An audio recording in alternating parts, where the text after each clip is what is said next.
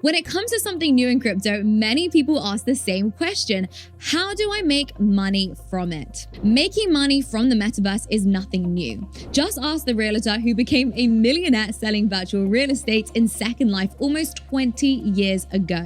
But crypto metaverses offer a lot more opportunities to make money.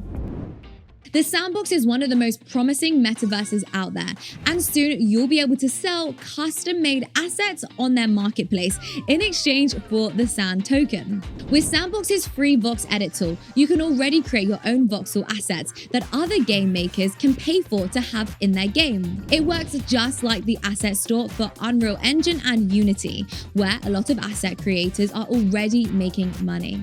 Listing your voxel asset on the Sandbox marketplace is only available to approved artists right now, but soon they will allow anyone to sell custom assets. So get creating and wait for your moment. You've probably tried freelance work at some point in your life, so why should the metaverse be any different?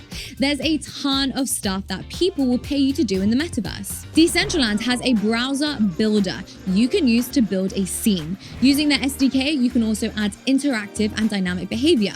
The Sandbox also has a builder called Game Maker. If you're a good builder, try to see if someone will hire you to build up their land. You can even download these tools right now. The best part, you don't need to own a land NFT to use them. You can practice before marketing yourself as a builder.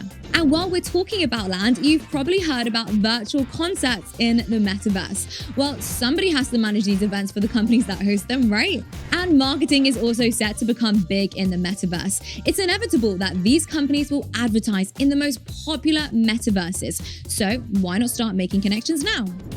The Second Life realtor already proved that there's money in virtual real estate, but how does it work with crypto? The simplest way is to speculate on land NFTs from popular projects. The Sandbox will only ever have around 166,000 lands, and Decentraland will only ever have 90,000.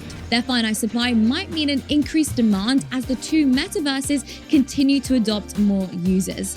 But you do have to risk your initial capital. You can also buy a land NFT and rent it out. In the Solana City Metaverse portals, owners will soon be able to rent out their portals apartments to communities or companies, thanks to an integration with Cardinal Labs. Think of it a bit like an Airbnb host, but in the digital metaverse. When you truly own land, you can do whatever you want. So again, the sky really is the limit.